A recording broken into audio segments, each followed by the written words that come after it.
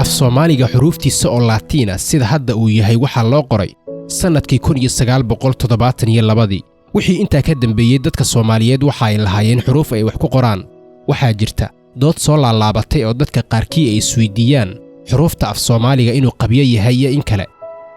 Professor Cabdalla Cumar Mansuur oo aan ku booqanay xarunta Akademiga Goboleedka af Soomaaliga aga ayaan hordhigay su'aasha ah xuruufta af Soomaaliga qabyo miyaa waa kan isaga oo si fiican u sharaxaya af Soomaaliga horta aan kala saarnay qabyo ma aha malaha waxay u dan lahaayeen dhigaalka af Soomaaliga ama alif ba'da Soomaaliga qabyo ah ay leeyihiin af Soomaali weli waa lagu hadli jiray qabyo ma aha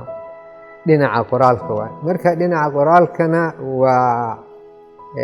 alif ba'da af Soomaaliga alif ba'da Soomaaligana dood badan ayaa maaragtay dad badan ka dooday waan ka jawaabnay qabyo ma aha waxaan lagu soo gunaanadi karaa yacni sida inta ka hor nin oo qoraa ah oo magaciisa liibaan waxa la yiraahdo ma xasuustiya uu yiri farta af Soomaaliga qabyo ma aha inaga qabyo ah aqoonteena ayaa qabyo ah marka aniga taasaan ku raacsanahay waxa waaye looma dhabagelin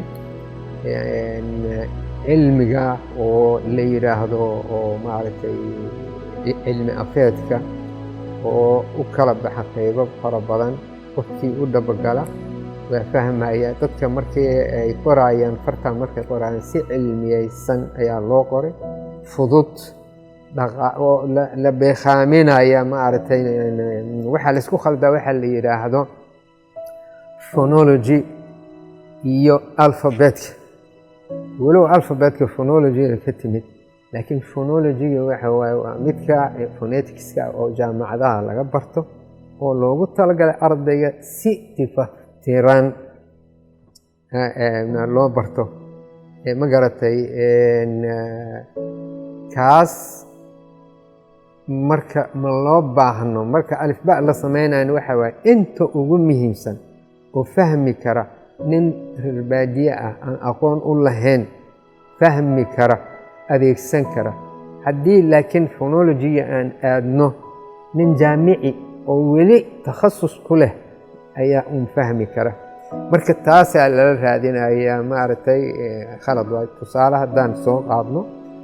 midda hadda u badan waxa la leeyahay Soomaaliga waxa ka maqan waxa la yiraahdo daal adiga marka aad leedahay adiga lama yiraahdo maxaa daa looga dhigi waaye marka taas dhowr jeer aan ka jawaabay haddana waan ka jawaabayaa da'daas adiga aad leedahay waxa looga dhigi waaye waxa waaye waa xaraf daciif ah da'daas maxaan u daliilaa inuu daciif yahay waxa waaye xarf da eray Soomaali oo da ka bilaabanaya ma jiro xataa ergasho carabi markuu ka yimaado meelkii da'da ah da'a laga dhigaa ya dembi aan leenahay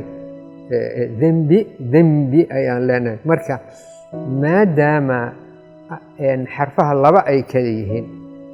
phoneme waxa la yiraahdo iyo allophone phoneme waa midka rasmiga ah bedeli kara micnaha ana maaragtay kan kale laakiin waa midka aan bedeli karin micno laakiin dhawaaqi bedelayo marka aniga aan leenahay adiga haddii nin ajnabi uu yiraahdo adiga micnihi ma bedelmay sidii waaye laakiin haddii daalkaas aan ku bedelo ba aan ku bedelo abiga haddaan iraahdo micnihi waa isbedelay ba marka waxa waaye waa phoneme waa xaraf xoog leh laakiin daalka waa xaraf daciif laga maarmi karo waaye loogama tegin aqoon darro ama ilduuf waxa looga tegay waa wax laga maarmi kara alfaba'dina waxa la beekhaamiyaa in alla intii ugu daran in maaragtay laga maarmi karin ayaa laga dhigay alfaba'da wixii laga maarmi afaf badana sidaas ah oo maaragtay ay leeyihiin xuruufo zaa'id ah oo laga tegay oo micnihi haddaan isbedeli karin si loo baahiyo aqoonta af Soomaaliga dadkana loo baro habdhigaalkiisa oo saxan ma wax tallaabo ayaa jira oo ay qaadeen Professor Cabdalla iyo Akademiyada aga ها waa jiraan ma aragtay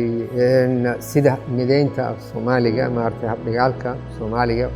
waxbaan ka qornay erey bixinadii oo ma aragtay ku saabsan Soomaaliga si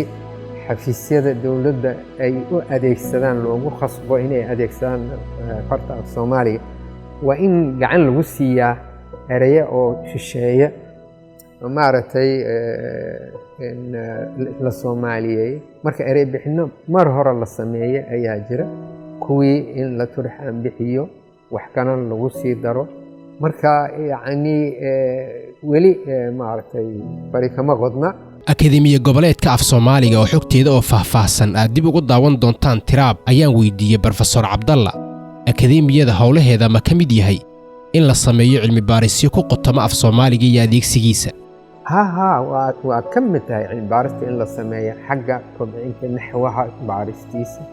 qaamuus ma aragtay qaamuusidii jiray in la sii kordhiyo oo cilmi baarista u baahan yihiin in la sameeyo maxaan ku yiraahdaa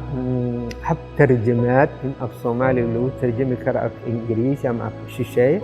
ama af shisheeye wax ku qoran af Soomaali lagu tarjumo marka in tarjamadaasna ayadana nidaam aan u sameeyno dad sidii loo raaci lahaa marka qaybaha suugaanta nafteeda aruurinteeda in la habeeyo 5 qaybood ayaa aga ma aragtay ay xoog saaraysa xagga cilmi baarista